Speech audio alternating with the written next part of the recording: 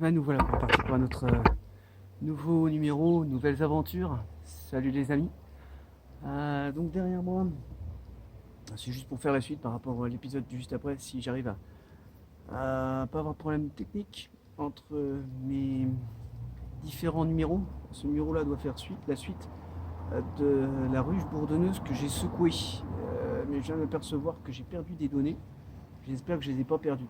Bon, toujours est-il que j'ai secoué cadre par cadre. Je vais vous montrer. Voilà ce qui reste pour le moment. Ça avance petit à petit. Et petit à petit, la population est en train de s'envoler. Et là, nous avons notre ruche qui est complètement vide. Ici, comme je vous l'avais dit, un grillage. Donc pour laisser une aération, c'est important dans le cadre d'une ruche, qui est une aération, comme d'ailleurs pour toute personne chez nous, dans la maison, dans les appartements, il y a des aérations. C'est pareil pour les abeilles, c'est une nécessité. Par rapport à aujourd'hui, sur ce que je souhaiterais vous montrer, on va voir ce que nous avons effectué la dernière fois, c'est qu'on avait rajouté la ruche qui était, où il y avait une reine qui pour moi ne correspondait pas, que j'ai dû retirer. Et du coup, j'ai mis un cadre de couvain avec des œufs, sachant que, je répète, j'ai mis des œufs pour être sûr d'avoir des larves de moins de 3 jours. Un œuf dure 3 jours et ensuite ça devient une larve. Et c'est à partir de ce moment-là où les ouvrières vont pouvoir commencer à tirer une véritable cellule royale. Et ça, c'est important. Donc, il faut avoir des larves de moins de 3 jours. Donc, pour ne pas me tromper, le raisonnement, c'est de ne prendre un cadre de couvain ouvert qu'avec des œufs. Alors, pourquoi vous me diriez, mais je pourrais très bien prendre un cadre avec des larves de 3 jours. Mais sauf que les larves de 3 jours, c'est pas très facile à repérer et c'est minuscule. Donc, avec les œufs, je suis sûr de ne pas me tromper. On y va? C'est parti.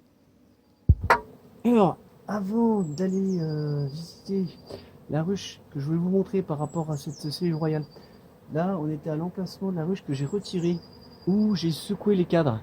Et là, comme vous pouvez constater, il y a du monde qui est un peu perdu. Et c'est normal, parce qu'en fait, les abeilles ont enregistré cet endroit comme étant leur lieu d'habitation. C'est tout à fait normal. Alors petit à petit, ça va s'éparpiller, ça va du coup, par la force des choses, aller se diviser dans les différentes ruches. Et moi, j'ai préféré utiliser cette méthode-là. C'est vraiment important. C'est le fait que moi, j'estime qu'elle est bourdonneuse, qu'il n'y a pas de reine, et que dans le groupement d'abeilles que j'ai secoué, il y a des abeilles qui se sont nommées elles toutes seules je suis reine. Et en règle générale, 1, 2, 3, 4, 5. Celles-ci, celles que j'ai secouées là-bas, elles pourront pas, elles vont rester bloquées parce qu'elles sont trop lourdes et elles ne reviendront pas jusqu'ici. Donc du coup, ces abeilles-là ne mettront pas, je dirais, entre guillemets, excusez-moi du terme, le bordel dans les autres ruches, et elles vont être facilement acceptées parce que j'ai mis pas mal de fumée avant de les libérer.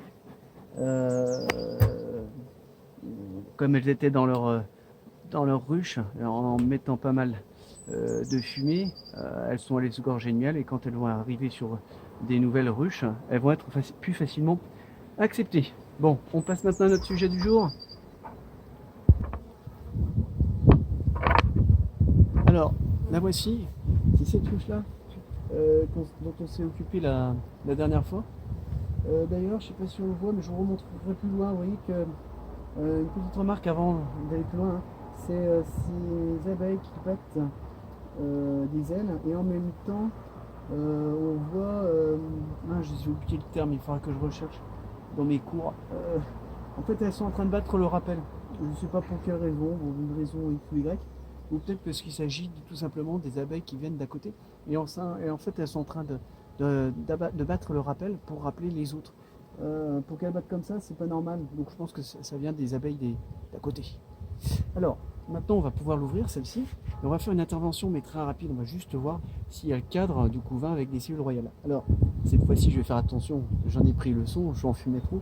Là, je vais en fumer tout juste ce qu'il faut. et un petit peu en dessous. Donc maintenant on va procéder à l'ouverture de la ruche. Là il s'agit juste d'un nourrisseur. Bon, pour le moment je vous expliquerai à quoi ça sert. Pour le moment il n'est pas utilisé. Et là j'ai oublié mon lève-cadre.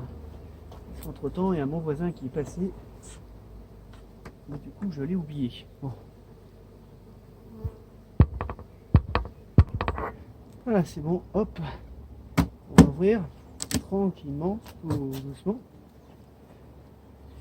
Hop, je vais vérifier si à la caméra ça se passe bien. On va rapprocher comme ça tout le monde verra. Je ne sais pas si vous vous rappelez la dernière fois, j'avais fait un repérage d'un cadre. Ici, bleu, c'est celui-ci que je vais regarder. Alors pour rappel, ça c'est une partition, là j'ai adapté par rapport à la taille du couvain. Là il y a quelques abeilles, hein, c'est normal, mais c'est pas là qu'elles vont aller. Là il y a la partition qui permet de vraiment faire le mur. Donc cette fois-ci on va faire attention. On va pas trop enfumer. Voilà, juste ce qu'il faut. C'est suffisamment descendu. Alors pour éviter, ça reste un cadre fragile. Le cadre où il risque d'y avoir des cellules royales. Alors c'est surtout fragile. Au bout du 7e, 8e jour, quand c'est à l'état de nymphe. Tant que c'est en œuf et en larve, ça va, c'est pas trop fragile. Donc est-ce qu'elles ont construit ce que j'attendais? Eh bien non, manque de bol. Donc ça n'a pas marché. Résultat, pour y parvenir, il va falloir que je réintègre à nouveau un cadre. Mais il y a un problème. Là, j'ai un sérieux problème. J'interviendrai demain. Pourquoi? Parce qu'en fait, je retrouve mes œufs. Ils n'ont pas du tout été travaillés. Rien n'a été fait. Comme si c'était arrêté. Donc, je pense que j'ai fait quelques conneries. Voilà. C'est pas bon signe, ça. J'ai plus qu'à retenter. À la rigueur, une autre chance, mais là j'ai l'impression qu'elle part pas. On verra demain. Demain il fera meilleur. Là il commence à faire frais. Il commence à être tard. On réessayera demain plutôt à des températures plus importantes. On fera une dernière tentative et on regardera au bout d'une semaine. Bon bah voilà pour ce numéro. Je vous dis à très bientôt, passez une bonne fin de journée et portez-vous bien. À bientôt.